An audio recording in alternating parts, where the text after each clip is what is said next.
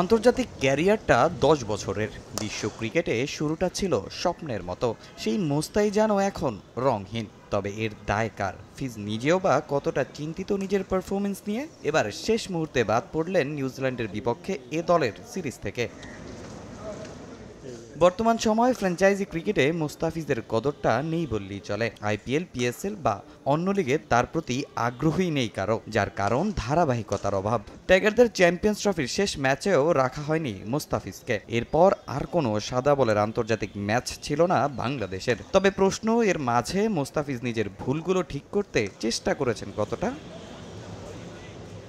Champions ট্রফির পর মুস্তাফিজের সামনে ভুল শুধরানোর মঞ্চ ডিপিএল। তবে পেমেন্ট ইস্যুতে ফিজ খেলেননি লিগ পর্বে। সুপার লিগে খেলেছেন মোহামেডানের হয়ে। সামনে আবার আছে পাকিস্তানের বিপক্ষে টি-20 সিরিজ। এর আগে 17ই মে আরব আমিরাতের বিপক্ষে শুরু হবে 2 ম্যাচের টি-20 সিরিজ। প্রস্তুতির কথা বিবেচনায় তাকে রাখা হয় নিউজিল্যান্ডের বিপক্ষে এ দলের সিরিজে। তবে বাংলাদেশ দল যখন সিলেটে, তখনই হুট করে ঘোষণা আসে এই সিরিজে রাখা হচ্ছে না তাকে। তার জায়গায় ডাক পেয়েছেন খালিদ আহমেদ।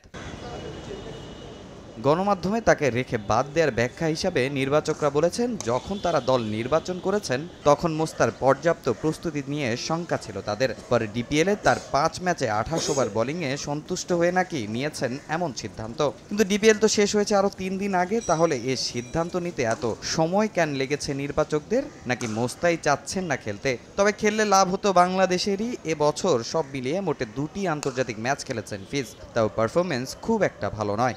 নিউজিল্যান্ডের এ দলটা বেশ ভালো। 9 জন আছেন যারা খেলেছেন ব্ল্যাক ক্যাপসদের মূল দলে। এদিকে নিউজিল্যান্ড সিরিজ সামনে রেখে সিলেটে এদিন প্রথমবারের মতো অনুশীলন করেছে বাংলাদেশ এ দল। ফিল্ডিং সেশন শেষে দীর্ঘক্ষণ নেটে নিজেদের ঝালিয়ে নিয়েছেন শামীম ইমনরা। প্র্যাকটিসে নাইম শেখ, নুরুল হোসেন সোহানকে দেখা গেছে বেশ সিরিয়াস। আবারও জাতীয় দলে ফিরতে এই সিরিজকে বড় চ্যালেঞ্জ হিসেবে নিয়েছেন এই দুই ক্রিকেটার। পেসার ইবাদত হোসেনের সামনেও আছে এমন চ্যালেঞ্জ। সোমবার সিরিজের প্রথম ওয়ানডেতে নিউজিল্যান্ড এ দলের মুখোমুখি হবে বাংলাদেশ। তামিম হোসেন, সময় সংবাদ।